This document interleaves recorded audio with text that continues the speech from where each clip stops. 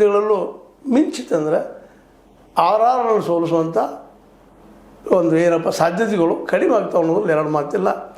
ರಾಜಸ್ಥಾನ್ ರಾಯಲ್ಸ್ದ ಇವತ್ತಿನ ಅತ್ಯಂತ ಗಟ್ಟಿ ಕುಳ ಯಾರಪ್ಪ ಅಂದ್ರೆ ವೈಭವ್ ಸೂರ್ಯವಂಶಿ. ಆ ವೈಭವ್ ಸೂರ್ಯವಂಶಿ ಅವರ ಆಟ, ಅದ್ರ ಜೊತೆಗೆ ಇನ್ನುಳಿದವರ ಅವ್ರ ಸಹಕಾರ ಇದ್ರ ಮೇಲೆ ಡಿಪೆಂಡ್ ಆಗುವಂಥದ್ದು. ವೈಭವ್ ಸೂರ್ಯವಂಶಿಯನ್ನು ಮತ್ತೀಗ ಇವತ್ತಿನ ಗುಜರಾತ್ ಟೈಟನ್ಸ್ ಆಗಿರ್ಬೋದು, ಇನ್ನು ಮುಂಬರುವ ದಿನದ RCB ಆಗಿರ್ಬೋದು, ಮೇನ್ ಟಾರ್ಗೆಟ್ ಯಾರಪ್ಪ ಅಂದ್ರೆ ಈಗಾಗಲೇ ಹೇಳಿದಾಗ ನಿಮಗೆ ನಮ್ಮ ವೈಭವ್ ಸೂರ್ಯವಂಶಿ ಬಿಹಾರಿ ಮೇಲೆ ಅವ್ರು ಔಟ್ ತೆಗೆಯುವಂಥ ಕೆಲಸ ಮಾಡ್ತಾರೆ. ಒಂದು ಕಾಲಕ್ಕೆ ಸಚಿನ್ ತೆಂಡೂಲ್ಕರ್ ಮೇಲೆ ಇತ್ತದು. ಅವರು ಸಣ್ಣ ವಯಸ್ಸಿನಲ್ಲೇ ಆಟಕ್ಕೆ ಬಂದಂಥವ್ರು. ಅವತ್ತು ಅವರು ದಿಗ್ಗಜ ಆಟಗಾರರು, ಎರಡನ್ನೂ ಮಿಕ್ಸ್ ಮಾಡ್ಕೊಂಡಂಥವ್ರು, ಆಕ್ರಮಣ ಮತ್ತು ಡಿಫೆನ್ಸ್. ಗವಾಸ್ಕರ್ ಮತ್ತು ವಿವಿಯನ್ ರಿಚರ್ಡ್ ಎರಡೂ ಲಕ್ಷಣಗಳನ್ನು ತಮ್ಮಲ್ಲಿ ಅಳವಡಿಸ್ಕೊಂಡು ಬೆಳೆದಂಥವ್ರು. ಇವರು ಇವತ್ತು ಯಾವ ರೀತಿ ಆಗ್ಬೋದು ವೈಭವ್ ಸೂರ್ಯವಂಶಿ ಅವರು ಈಗ ಹೆಜ್ಜೆ ನಿಧಾನಕ್ಕೆ ಸಚಿನ್ ಅವ್ರ ಹೆಜ್ಜೆಯಲ್ಲಿ ಹೆಜ್ಜೆ ಆಗ್ತಾಯಿದ್ದಾರೆ.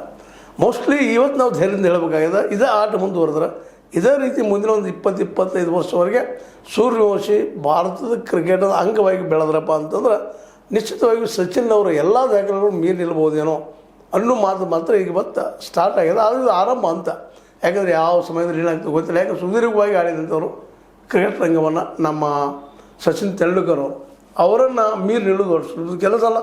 ಆದರೂ ಈ ಕುಡಿಯಲ್ಲಿ ನಾವು ನೋಡ್ಬೋದಾಗ್ಯದ, ಇಲ್ಲಿ ಶಕ್ತಿ ಅದಪ್ಪ, ಯುಕ್ತಿ ಇರೋದು ಎಲ್ಲನೂ ಅಂತೇಳಿ.